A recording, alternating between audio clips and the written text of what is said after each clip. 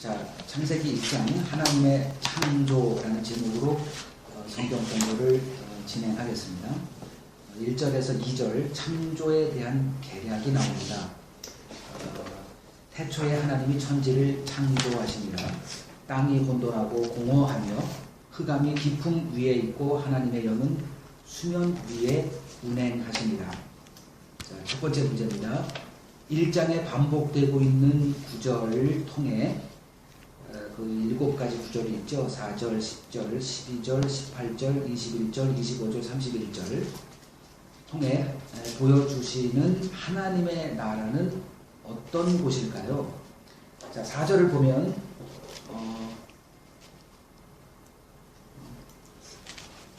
4절 하나님이 보시기에 좋았더라가 있고요. 또 10절에 보니까 하나님이 보시기에 좋았더라. 12절, 18절 계속 반복되고 있습니다. 하나님이 보시기에 거기다 밑줄을 치시면 되고요. 하나님이 보시기에 좋았더라. 그냥 좋았더라가 아니라 하나님이 보시기에 좋았더라. 자, 이걸 통해서 7번입니다.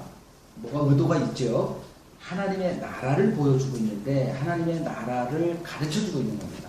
이게 하나님의 나라야. 그러면 하나님 보시기에 좋았다. 하나님이 뭘 하십니다. 그리고 누구에게 어땠니? 묻지도 않으세요. 그냥 하나님이 일방적으로 하나님 보시기에 좋았더라. 그러면 하나님의 나라는 어떤 곳이다 라고 우리가 정의를 할 수 있을까요? 하나님의 보시기에 좋은 곳. 하나님 보시기에 좋은 곳. 좋습니다. 천국은 하나님 보시기에 일단 좋은 곳인데 또 다른 좀 하나님의 뜻에 의한 하나님의 뜻이 이루어지는 곳. 하나님의 통치가 이루어지는 곳. 통치란 의해서 이루어지는 하나만 해. 혼자 다 하지 말고. 백화점에서 쓰고 다 해먹는 다 해먹지 말고. 딴 사람도. 사실은 하나님의 나라가 저런 곳이에요. 지가 다 알아서 하는 곳. 그 지를 하나님을 배우는 하나님이 알아서 하시는 곳. 좀 좋게 평가하겠습니다. 이렇게 천박하게 하면 안 되고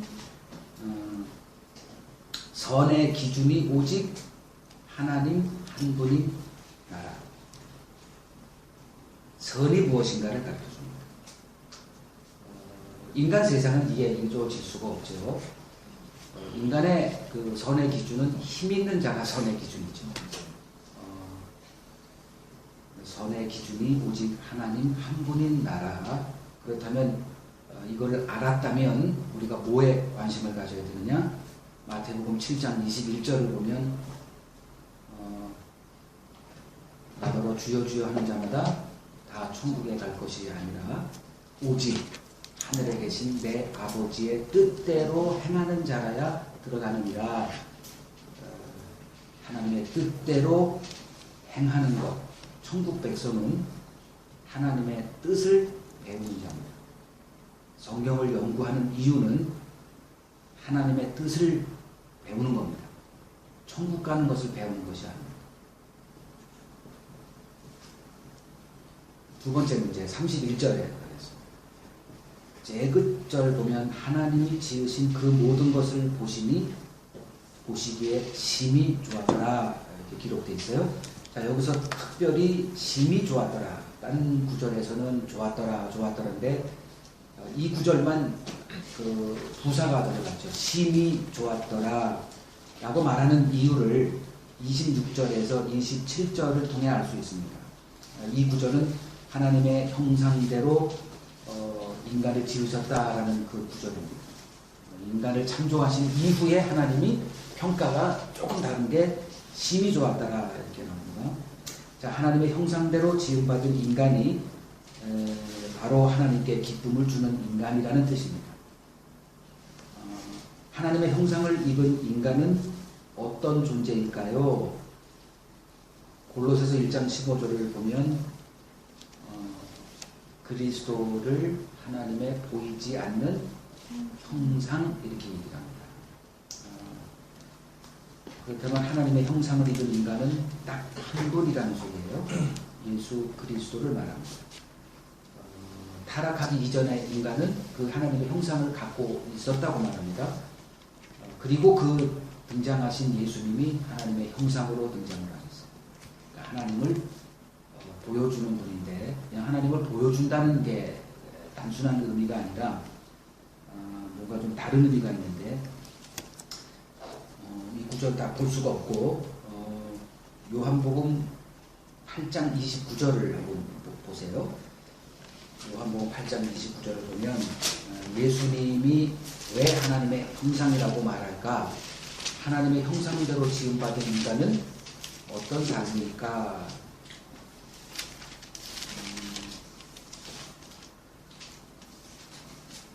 항상 아버지가 기뻐하는 일을 행하는 삶. 이게 예수님의 삶이었죠. 항상 아버지의 기쁨이 되는 삶. 전제 조건은 자기 뜻이 없습니다. 자기 입장 내세우지 않습니다.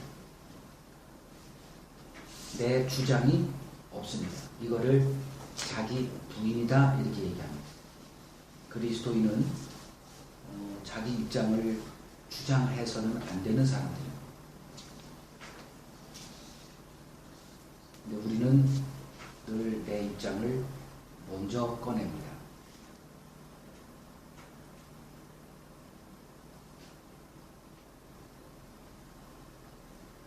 세 번째, 성경은 이 세상을 하나님께서 심판하시고 멸하신다는 한 주제로 일관되고 있습니다.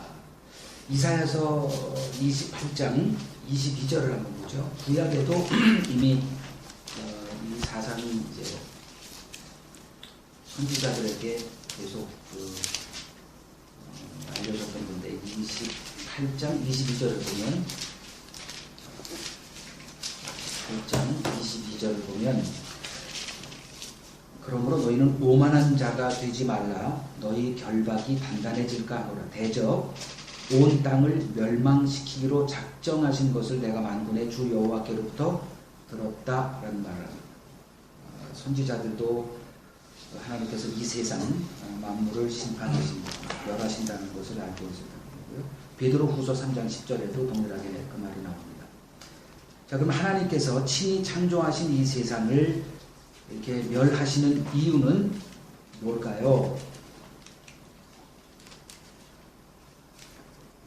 계시록 21장 1절을 보죠.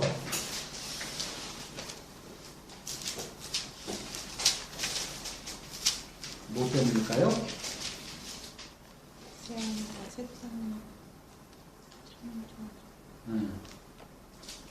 새 나라를 세우시고자 함입니다.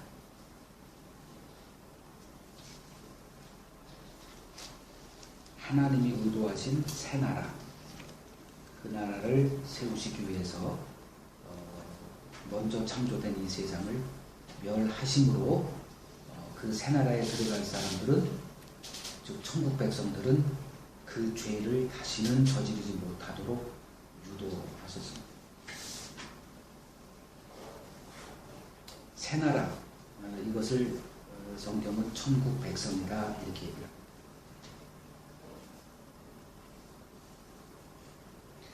이제 3절, 5절 갑니다. 빛과 어둠의 관계이네요.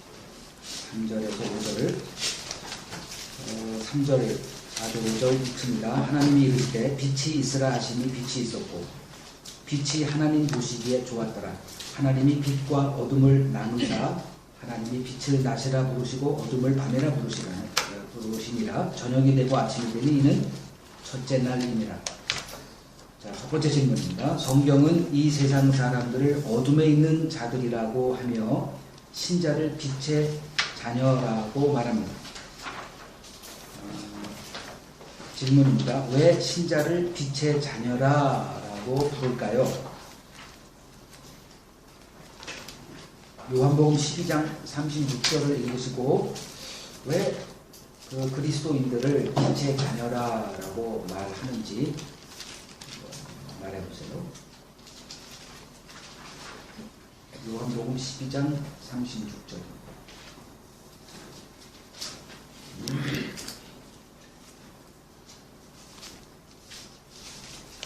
빛이 자녀가 빛입니까? 빛의 자녀를 빛이다 이렇게 칭하는 거죠. 칭하는 게 빛이 아니죠. 빛의 반상. 그러니까 우리가 지구도 행성이라고 그러죠. 행성은 태양의 빛을 받아서 그 빛을 비추는. 빛은 태양이지만 빛을 반사하는 반사체. 그것처럼 그리스도 안에 있기 때문에 그리스도를 증거하는 자로 이렇게 빛이다 이렇게 얘기합니다. 우리를 드러내는 게 아니라 그리스도를 증거하는 자로 부름받았기 때문에 그리스도 안에 있는 신자들을 빛이다 이렇게 얘기하는 거죠.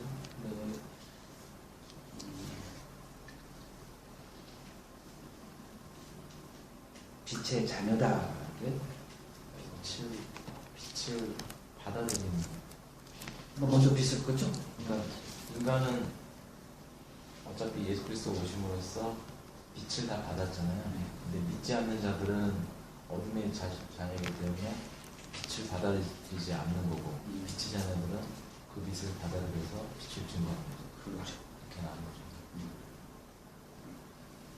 자, 교회는 그렇다면 무엇을 증거하는 곳이어야 하나요? 로마서 3장 21절에서 22절을 보겠습니다.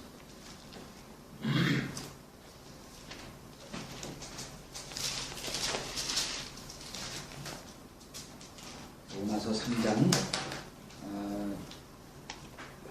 21절에서 22절.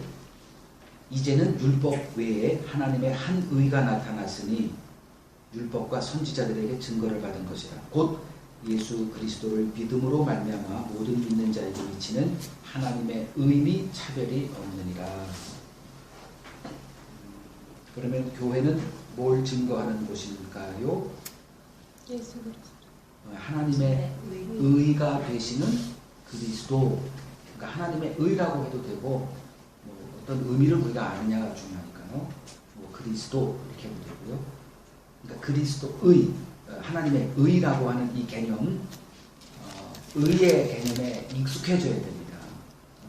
의, 성경을 이제 들어가 보면 의라는 그 단어에 굉장히 우리가 많이 이제 직면하게 됩니다. 그래서 의가 뭘까? 그래서 하나님의 의, 그리고 뭐 인간의 의, 율법의 의, 이제 이런 것들이 계속 충돌이 되고 있는데, 의의 개념을 나름대로 정리를 하십시오. 그래야 성경이 읽혀질 겁니다. 그렇다면 거짓 교회는 무엇을 증거할까요? 그렇죠. 인간의 의를 증거하게 되어 있습니다. 이거를 자기 자랑이다 이렇게 얘기합니다. 유래를, 기독교 역사의 유래를 찾아보기 힘들 정도로 한국교회는 자기 자랑으로 넘쳐납니다. 즉 한국교회는 그리스도에게서 끊어졌다라고 말할 수밖에 없습니다. 목사들 역시 자기 자랑거리로 넘쳐나는 거, 그렇게 성경이 용납하지 않는 그 일을 하는 이유는 뭘까? 분명히 뭔가가 있습니다. 그것을 이제 우리가 알아야 되고요. 행함이 없다면 그 자기 자랑이 나올 수가 없죠. 그렇다고 해서 사도 바울이 행함이 없었습니까? 그 누구도, 바울 자신도 남들보다 더 많은 수고를 했다라고 얘기할 정도입니다. 행함에 있어서 사도 바울을 뭐 추월할 수 있을 사람이 얼마나 될까요? 그럼에도 그는 자기 행함이 없다라고 얘기하는 사람입니다. 이 개념 우리가 잘 알아야 됩니다. 두 번째 질문으로 갑니다. 빛에 대한 세상의 반응은 무엇일까요? 빛이 임할 때 이 세상의 반응은 무엇일까? 요한복음 1장으로 가보죠. 요한복음 1장 5절을 보니까 빛이 어둠에 비치되 어둠이 깨닫지 못했대요. 단순히 깨닫지 못한 거 가지고 지옥 보내는 건 아니죠. 그다음에 깨닫지 못했다는 게 뭘 의미하는 걸까가 요한복음 3장 19절 20절 나옵니다. 뭐 흔히 요한복음 3장 16절 하나님이 세상을 이처럼 사랑하사 독생자를 주셨으니 이 구절이 그냥 인기 구절이죠. 누구나 다 알고. 그러나 진짜 중요한 것은 그 밑에 있습니다. 19절 20절 그 정죄는 이것이니 곧 빛이 세상에 왔을 때 사람들이 자기 행위가 악함으로 빛보다 어둠을 더 사랑한 것이니 악을 행하는 자마다 빛을 미워하여 빛으로 오지 아니하나니 이는 그 행위가 드러날까 하며. 이렇게 나옵니다. 그러면 빛에 대한 세상의 반응은 미움이죠. 아주 극도로 미워합니다. 그 이유는 뭘까요? 내 악함, 이것이 드러나게 되기 때문에. 빛은 우리의 악을, 어둠을 이렇게 비추어서 우리의 악을 드러내는 역할이죠. 그것 때문에 세상이 빛을 미워하고 빛 앞으로 안 나온다, 이렇게 되는 거죠. 인간은 죄악을 범하고 나서, 그러니까 죄가 드러난 이후 인간은 자기를 가리는 일에 모든 것을 걸고 살아갑니다. 이거를 이제 외식 이렇게 얘기하죠. 자기를 감추는 일에 우리는 모든 것을 걸고 살아가요. 엄청나게 가리고 살아요.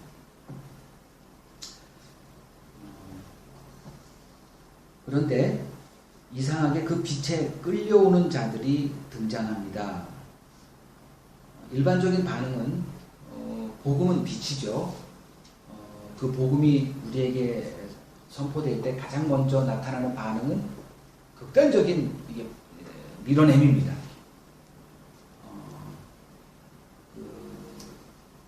그런데 그 복음을 아주 적극적으로 이렇게 환영하는 사람이 등장한대요. 조금 아까 요한복음 3장 21절을 보면 진리를 따르는 자는 빛으로 온대요. 이는 그 행위가 하나님 안에서 행한 것임을 나타내려 함이라. 그 행위가 하나님 안에서 행한 것, 이것을 아까 얘기했던, 오전에 얘기했던 그 믿음, 그리스도에게로 이끌어가는 그 어떤 힘, 이걸 믿음이다. 이게. 그 믿음이 주어진 자들은 빛으로 나아가게 돼 있더라. 이렇게 됩니다. 그들이 누구냐? 이제 1장으로 가세요. 요한복음 1장 12절 13절 영접하는 자, 빛 대신 예수님을 영접하는 자, 곧 그 이름을 믿는 자들에겐 하나님의 자녀가 되는 권세를 주셨으니 그것은 이는 혈통, 육정, 사람의 뜻이 아니고 오직 하나님께로부터 난 자들. 이렇게 되죠. 하나님께서 예수 그리스도에게로 보내는 자들.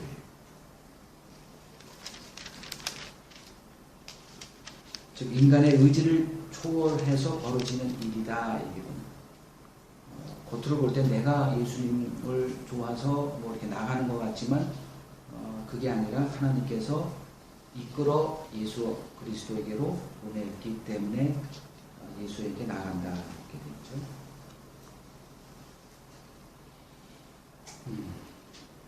거기다가 이제 요한복음 6장 44절 하나 더 기록해놔도 되죠. 아버지께서 이끌지 아니하면 아무도 내게 올 수 없느니라.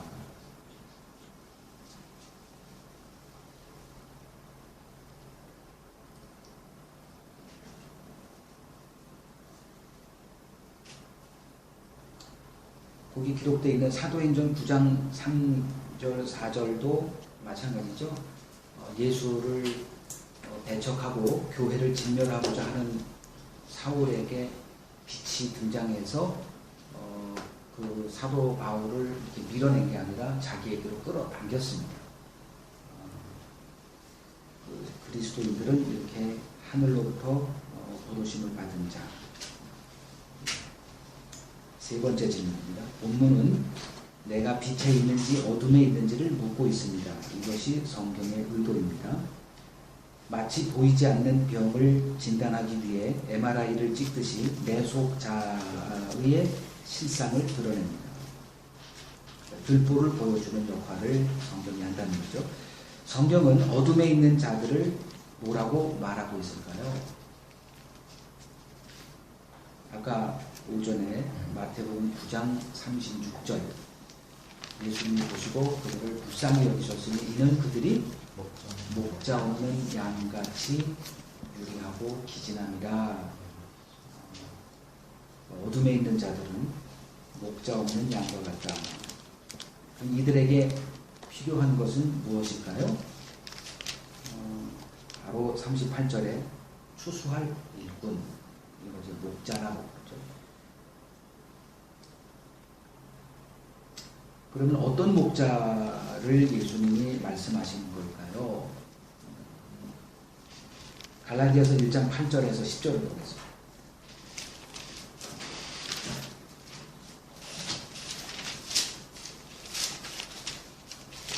갈라디아서 1장 8절에서 10절. 어떤 사람을 참 목자라 얘기할까요? 목사 중에서요. 저 사람은 참 목사야.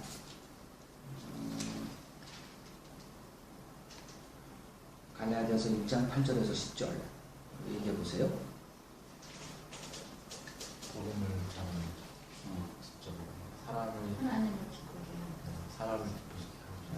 그렇다면 또 다른 각도로 한번 얘기를 해보죠.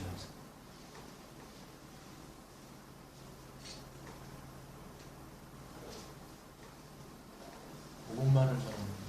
근데 왜 복음을 자꾸 제거하고 성경에서는 이제 십자가의 걸림돌을 다 제거해버렸단 말이에요. 이유가 뭘까요?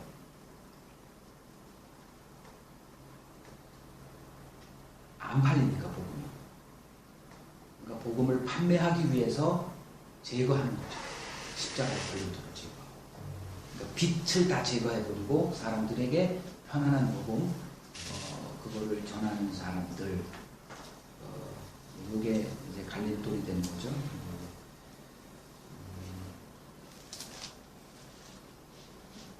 그 책을 소개해드리면 읽으신 분도 있을 거예요. 값비싼 기독교라는 책이 있어요. 왜 오늘날 교회에 일반적으로 이렇게 선포되는 그 복음이 왜 성경에서 말하는 복음하고 이렇게 다른 복음을 전하고 있느냐? 혹시 읽었어요? 값비싼 기독교라는 건데 존 맹하던 목사님이 쓴 거예요. 아주 탁월하게 잘 그걸 번역을 잘 해놨어요. 그 책에 그 내용 아주 가지런하게 정리가 되어 있습니다.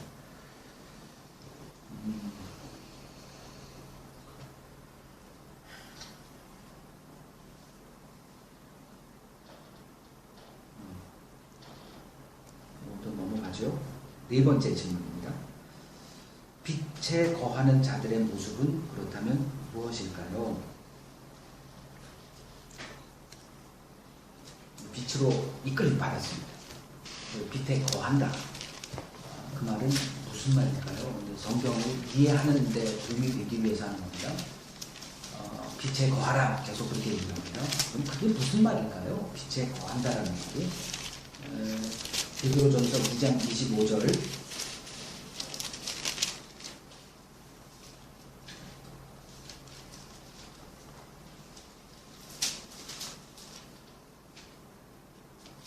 너희가 전에는 양과 같이 길을 잃었더니 이제는 너희 영혼의 목자와 감독 되신 이에게 돌아왔다. 그런 말을 하죠. 목자에게 돌아와서 그분을 따르는 것, 이게 빛에 거하는 겁니다.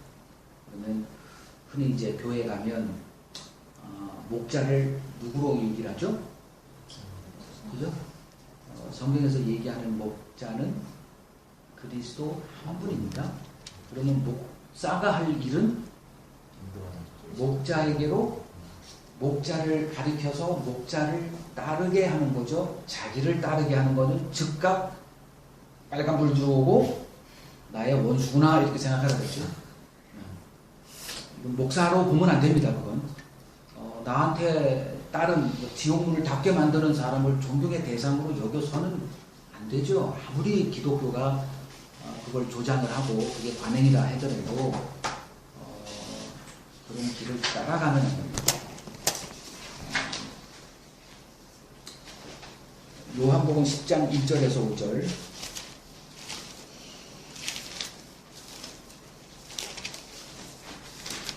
요한복음 10장 1절에서 이것도 뭐 요한복음 이제 공부할 때 일일이 다 구절구절 뭐 이게 무슨 뜻인지 뭐 살펴보겠지만 그 1절에 있습니다. 내가 진실로 너희에게 이르노니 문을 통하여 양의 우리에 들어가지 아니하고 다른 데로 넘어가는 자는 절도며 강도요. 자, 여기서 이제 문을 통하여 양의 우리에 들어간다. 쉽게 표현하면 문이라는 것은 그 하나님의 언약 이렇게 보시면 됩니다. 그 언약 밖으로 이제 막 가기 때문에 이게 문제가 되는 거고요. 언약 안에만 구약 언약 배웠잖아요. 성경을 볼 때 언약은 성경을 이해할 수 있는 그 설계 도면이다. 그 성경을 언약으로 풀어야 된다. 그 언약은 아브라함의 씨, 다윗의 씨인 그리스도 안에서 그 언약을 이제 이해한 상태에서 성경을 봐야 된다고 했고요. 그 문으로 들어가는 이가 바로 양의 목자다. 그리고 3절 문지기는 그를 위하여 문을 열고 양은 그의 음성을 듣나니 그가 자기 양의 이름을 각각 불러 인도하여 낸다. 여기서 자기 양의 이름 뭘까요? 목자가 와서 자기 양의 이름을 각각 부른대요. 그러면 뭐 소영아, 다영아 이렇게 부를까요? 응? 이름이 뭘까요? 그죠? 그냥 죄인 하면 따다닥 이렇게 오는 그게 있다는 거예요. 죄인들아 이렇게. 그러니까 오늘 아침에 봤지만 바리새인들은 죄인들아 부르니까 자기는 아니잖아. 왜? 의인이었기 때문에. 행함으로 자기가 의인이 되었다고 생각했기 때문에 그 부르심을 받아들일 수가 없는 거죠. 왜 죄인들과 사귑니까? 이런 소리가 나오는 거예요.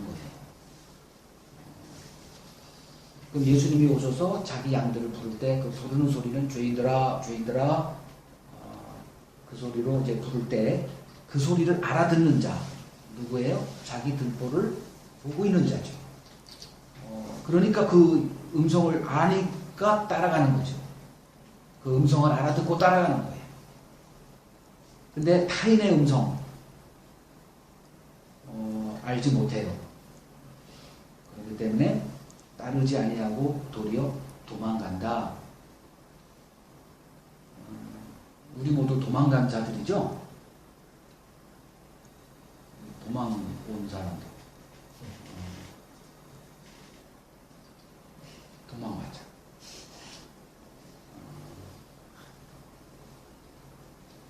한길교회 밑에 이제 도망자거든. 그래서 도피선인가요? 우리가 도피선인가요? 도피죠. 도망해야 됩니다. 왜? 그게 마땅한 본능이기 때문에. 뭐 인맥을 쫓아서 뭐 오래 다녔기 때문에 정립 때문에 이렇게 할 한가할 시간이 아닙니다. 이렇게 안일하게 생각하면 되고요. 보았기 때문에 내 들보를 보고 있는 사람이 그 한가하게 대인관계 뭐 살고 있고 무슨 행사 그거에 빠져 있어서는 안 됩니다. 그리고 마태복음 7장 15절 빛에 거하는 자들은 어떻게 해야 돼요? 마태복음 그죠? 마태복음 7장 15절은 이게 암송하세요. 거짓 선지자를 삼가라 분명히 얘기했어요. 근데 거짓 선지자가 뭐 우리가 이렇게 쉽게 이게 삼갈 사람이 아니죠. 왜? 양의 옷을 입고 오기 때문에 100이면 100 속아 넘어갑니다. 그래서 그 분별하는 것을 이제 그러니까 빛에 거하는 자라면 훈련을 받아야죠. 양의 옷 그때다 설명했고요. 계시록 14장 4절. 계시록 14장 4절. 그 빛에 거하는 자들은 이란 도대체 무슨 뜻인가? 4절에 계시록 14장 4절 이 사람들은 여자와 더불어 더럽히지 아니하고 순결한 자라 어린 양이 어디로 인도하든지 따라가는 자며 이렇게 되어 있습니다. 목자가 어디로 이끌든지 자기 입장 얘기하지 않습니다.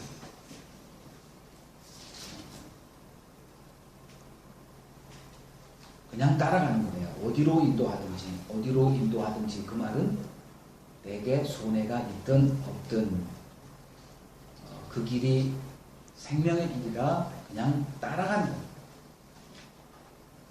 이게 빛에 거한다는 말의 뜻입니다.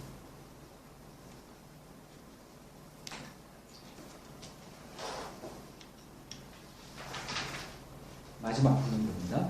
24절에서 31절 짐승과 인간 그랬습니다.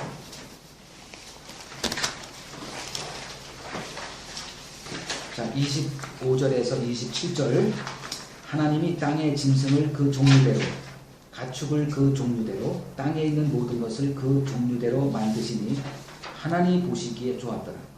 하나님이 이르시되 우리의 형상을 따라 우리의 모양대로 우리가 사람을 만들고 그들로 바다의 물고기와 하늘의 새와 가축과 온 땅과 땅에 기는 모든 것을 다스리게 하자 하시고 하나님이 자기 형상 곧 하나님의 형상대로 사람을 창조하시되 남자와 여자를 창조하시고 하나님이 그들에게 복을 주시며 하나님이 그들에게 이르시되 생육하고 번성하여 땅에 충만하라 땅을 정복하라 바다의 물고기와 하늘의 새와 땅에 움직이는 모든 생물을 다스리라 하시니. 첫 번째 질문, 짐승과 인간의 다른 점을 무엇으로 말하고 있나요? 그렇다면 그것은 무슨 의미인가요? 라는 질문입니다. 서영아, 짐승과 인간 그 다른 점 학교에서는 뭐라고 배우지?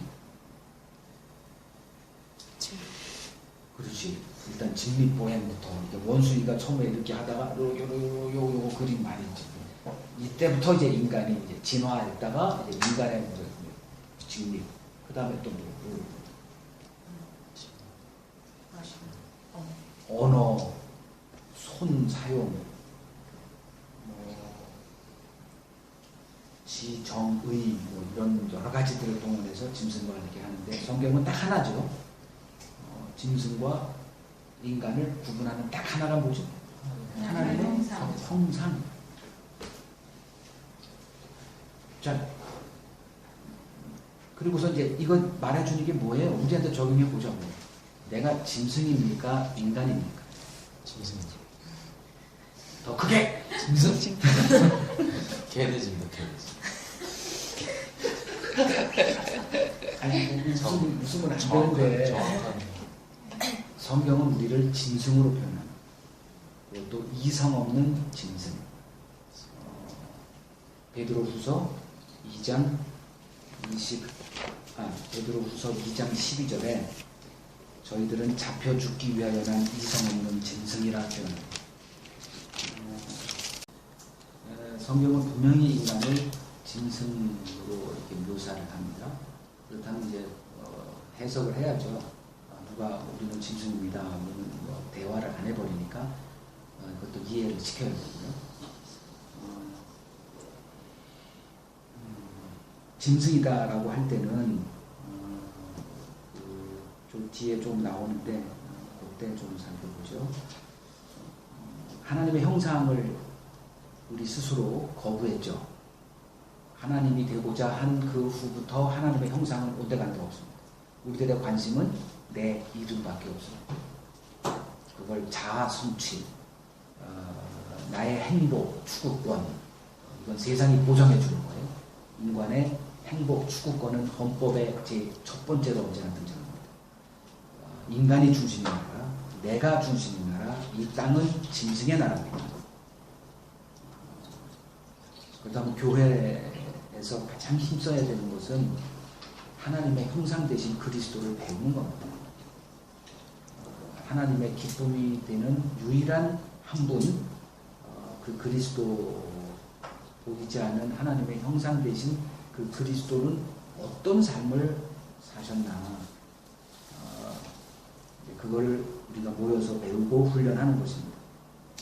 28절을 보면 하나님께서 그들에게 복을 주셨다라고 말하죠. 하나님이 그들에게 복을 주시며 분명히 복을 주셨습니다. 그들이란 누굴까요? 하나님의 형상대로. 그죠? 하나님의 형상을 갖고 있는 그들에게 복을 주십니다. 그럼 하나님의 형상도 갖고 있지 않은 사람들, 하나님이 복 주실 이유가 하나도 없습니다. 그들은 저주만이 있는 거지 하나님의 복을 주장할 만한 어떤 근거도 우리에게는 없습니다.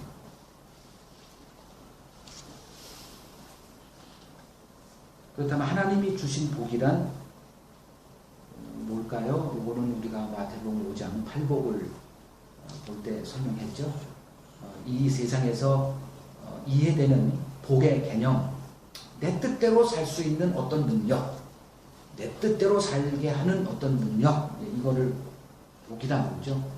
돈이 많다거나 재능이 많다거나 지식이 많다거나 그걸 복받았다, 인맥이 많다거나 이런 사람들께 복받았다 이렇게 얘기하는데, 성경이 말하는 복은 하나님의 뜻대로 살게 하는 능력 이렇게 얘기했죠. 여기도 마찬가지죠. 하나님이 원하시는 그 당시에 그들의 모습이 있어요. 생육하고 번성하고 충만하고 땅을 정복하고 다스리는 그것이 하나님이 인간에게 갖고 있는 뜻이니까 그걸 살 수 있도록 능력을 줬다. 이게 복이다 이거죠.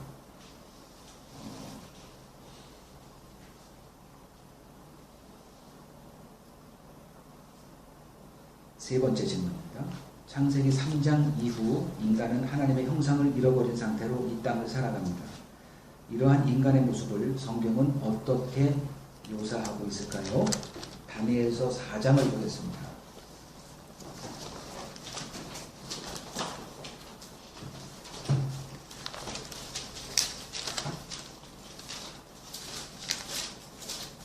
(4장 25절)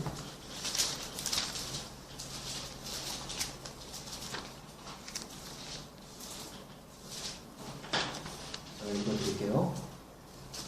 왕이 사람에게서 쫓겨나서 들짐승과 함께 살며 소처럼 풀을 먹으며 하늘 이슬에 젖을 것이요 이와 같이 7대를 지낼 것이라. 그때 지극히 높으시니가 사람의 나라를 다스리시며 자기의 뜻대로 그것을 누구에게든지 주시는 줄을 알게 될 겁니다. 이렇게 다니엘이 느부갓네살 왕에게 얘기를 합니다. 지금 느부갓네살의 문제는 자기 여기에 보면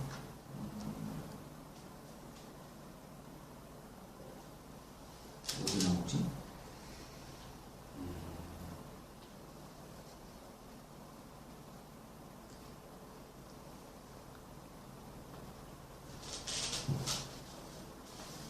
자기가 지은 왕국 보면서 교만에 빠져 있는 구절이 어디 나오죠? 자기 왕국의 영광을 보면서 사람을 구하는 다른 신이 없습니다.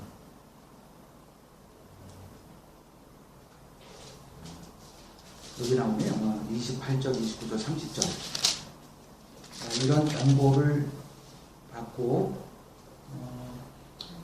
그 느부갓네살 왕이 이제 29절 12달이 지난 후 1년이 지난 후에 그가 바벨론 왕궁 지붕에서 거닐세 자기가 스스로 말합니다. 이 큰 바벨론은 내가 능력과 권세로 건설하여 나의 도성으로 삼고 이것으로 내 위엄의 영광을 나타낸 것 아니냐라고 하는 이 말이 아직 입에 있을 때 다니엘이 선포한 그 저주가 그대로 임해서 32절에 들짐승과 함께 살면서 7년을 거두고 이제 이렇게 되는 거죠. 자, 그럼 짐승이라는 게 뭘까요? 너는 짐승이야 이거죠. 7년 동안 들짐승과 함께 풀 뜯어먹고 살아. 너는 짐승이야. 그럼 짐승 뭐죠? 여기 30절에 요 사고방식을 가진 자가 짐승이라는 거예요.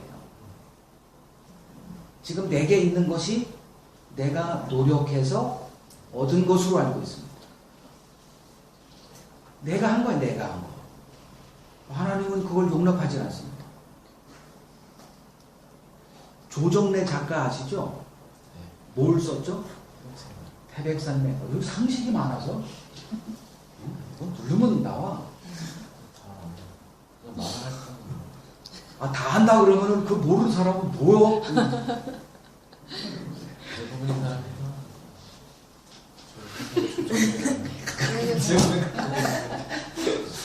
자, 이번에 조정래 씨가 지금 연세가 74살, 4살이었는데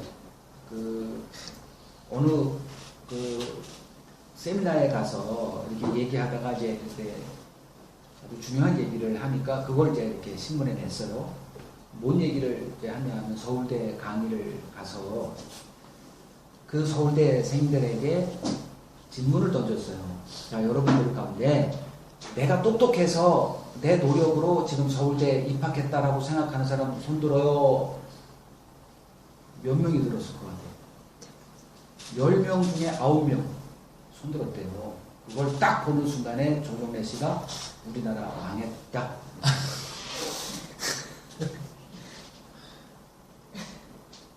그리고서 이제 뒤에 뭐라고 써놓은 게 뭐냐면 특혜를 받고 저 자리에 앉아 있으면서도 저렇게 자기 착각에서 하는 걸 보고 이 사람은 충격을 받고 지금 이제 떠오르는 사람들 진경준 다 서울대생 우영 우명. 근데 벌써 망했습니다. 벌써 옛날에 망했어요. 나도 그건 대충 뭐 하나님의 은혜로 지금 유지되고 있는 거죠. 자, 오늘 짐승이 뭐냐, 하나님의 형상이 뭐냐. 자, 우리들은 뭐 이렇게 좀 농담으로 하고 웃을 수 있지만 하나님이 자기 손으로 만든 인간입니다. 그 인간을 보고 하나님이 너무 기뻐하셨대요. 근데 그 인간을 지금 몇천 년 동안 참고 계세요.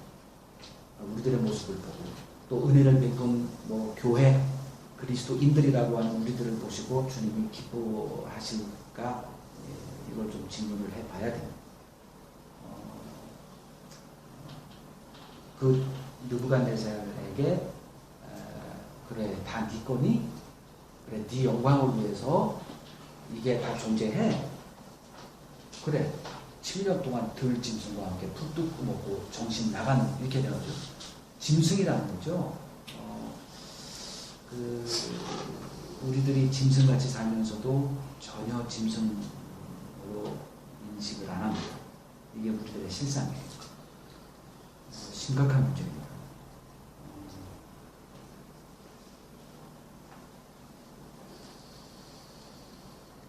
그래서 우리가 띠를 잘 만든 것 같아.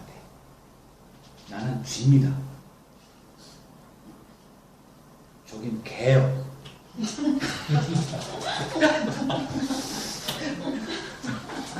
뭐요? 쥐띠. 나하고 12살 차이 나나? 24살. 아, 24살. 쥐도 아주 조그만 쥐. 뭐예요? 전 똥입니다. 똥. 말똥이요. 말. 자, 닭. 소똥이요.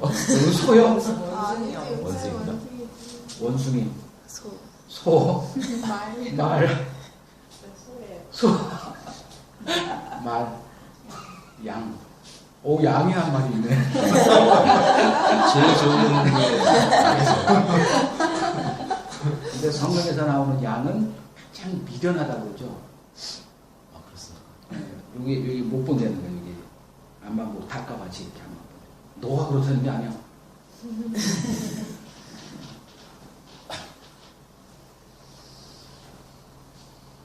계시록 13장 4절을 보죠. 짐승. 성경이 말하는 짐승. 하나님은 이 세상을 어떻게 보고 계실까? 계시록 13장 4절을 보면 용이 짐승에게 권세를 준다. 근데 이 세상은 그 짐승을 따른대요. 짐승은 이 세상 권력을 얘기합니다. 힘 있는 자를 숭배하는 이 세상의 모습을 짐승, 그 배후에 용이 있습니다. 그래서 이 세상은 힘 앞에 굴복하고 살아가죠. 우리들의 현실도 뭐 여러분들 직장 생활에서도 하루하루 매 시간 느끼는 삶입니다. 힘 있는 자 앞에서 우리는 굴복을 하고 살아갑니다. 거기서 끄집어내겠다는 거예요. 하나님의 형상대로 지음받은 그 모습으로 회복시켜 주겠대요. 매여 있지 않는 사람, 예수님의 삶을 한마디로 정의해라. 이 세상에 그 어떤 곳에도 매여 살지 않았습니다. 십자가 앞에 조금 더 주저하지 않고 그냥 걸어갔습니다. 그 하나님의 형상을 회복한 사도 바울, 자기 앞에 죽음이 기다리고 있는 거 다 알아요. 성령이 와서 가르쳐줘도 자기에게 더 이상 권하지 말라고 하고 갑니다. 이러한 매여 있지 않는 삶, 이것을 하나님의 형상이 회복된 자의 모습이다.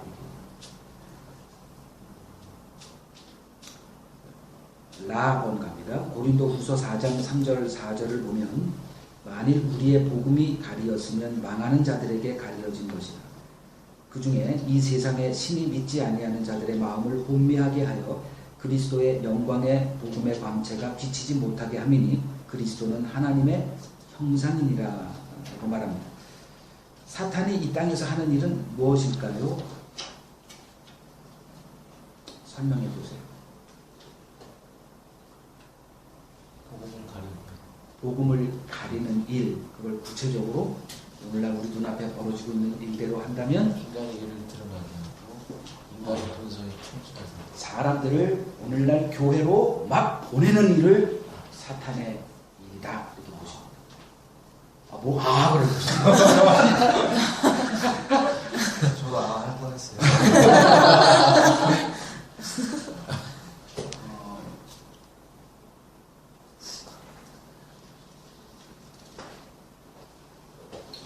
그리스도의 그 영광의 광채를 가리는 곳이 어디냐? 세상은 그걸 안 합니다. 어디서 그리스도의 영광의 광채를 가리고 있느냐?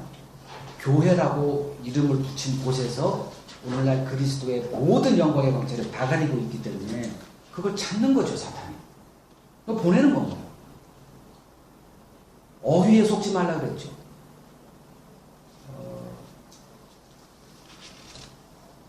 하나님 시키시는 거 사탄이 사용하시는 거. 그렇죠.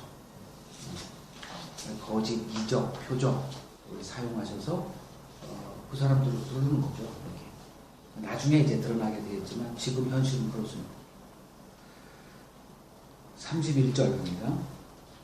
하나님이 지으신 그 모든 것을 보시니 보시기에 심히 좋았더라. 저녁이 되고 아침이 되니 이는 여섯째 날입니다.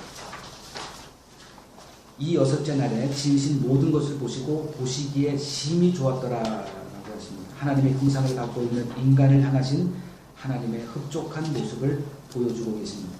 하나님의 형상을 회복한 인간의 모습은 어떤 모습일까요? 마지막 결론을 내리고 끝을 내겠습니다.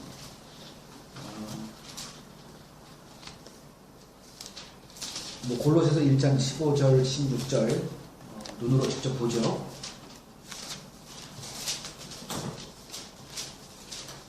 골로새서 1장 15절에서 16절을 보면 그는 보이지 아니하시는 하나님의 형상으로 그리스도를 말합니다. 그분이 누구인가는 쭉 설명을 해놓고요. 그분을 위해서 만물이 창조됐다라고 합니다. 이 세상 모든 만물이 예수 그리스도를 위해서 창조됐대요. 그래서 그 성경을 보면 예수 그리스도의 나라 이렇게 얘기합니다. 천국을 그리스도의 나라. 그렇다면 하나님의 형상을 회복한 인간의 모습은 뭘까? 우리가 그리스도에게서 뭘 배워야 될까? 빌립보서 2장 5절에서 8절. 빌립보서 2장 5절에서 8절입니다. 너희 안에 이 마음을 품으라. 배우라는 거죠. 너희가 배워야 될 것이 바로 이거야. 하나님의 형상으로 오신 그분을 배워 곧 그리스도 예수의 마음, 이 마음을 우리가 품어야 됩니다. 그는 근본 하나님의 본체시나 하나님과 동등됨을 취할 곳으로 여기지 아니하시고 오히려 자기를 비워 종의 형체를 가지사 사람들과 같이 되셨고 사람의 모양으로 나타나사 자기를 낮추시고 죽기까지 복종하셨으니 곧 십자가에 죽으셨다. 이게 하나님의 형상대로 지음받은 자의 삶의 모습입니다. 다시 말하지만 자기가 없습니다. 자기가 이 안에 없어요. 이걸 우리가 힘써서 훈련해야 됩니다.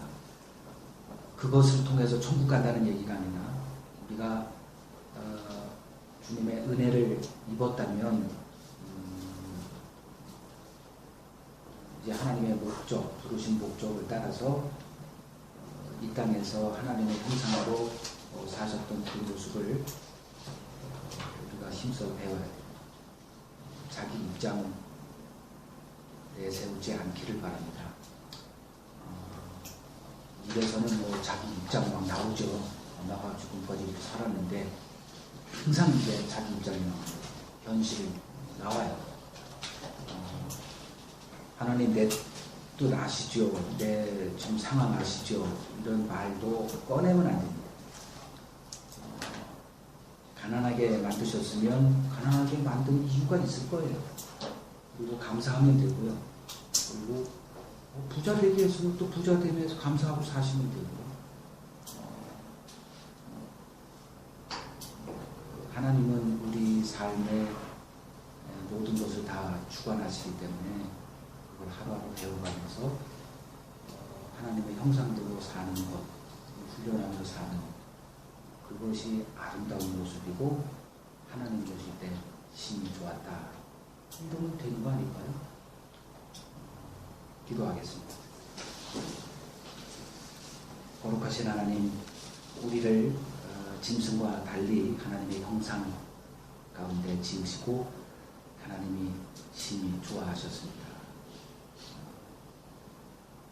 지금 우리의 현실을 보니 하나님의 기쁨은커녕 하나님의 분노와 하나님의 실망만 드리는 삶 살고 있습니다.